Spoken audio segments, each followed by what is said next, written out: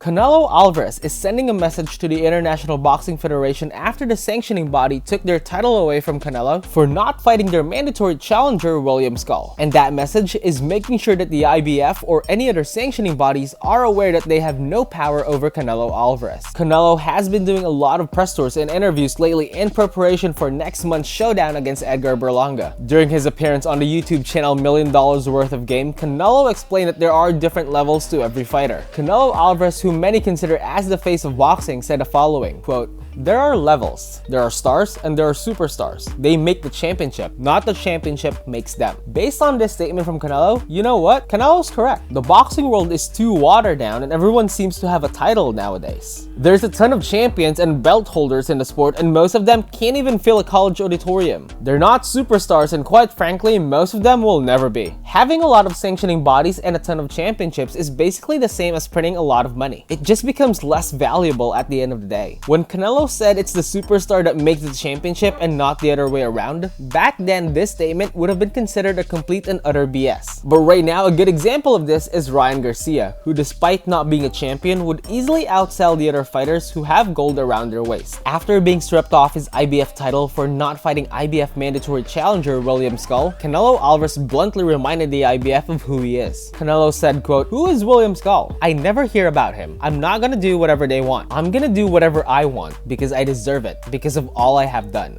This is Canelo basically giving the IBF a big middle finger. This is also Canelo Alvarez standing his ground and taking advantage of the fact that he is now in that position where he can truly make demands because he is currently the biggest star in the sport and has been for quite some time now. A lot of critics have said that Canelo has been living in his diva era lately, especially after the failed Canelo vs Crawford talks wherein Canelo demanded $150 million.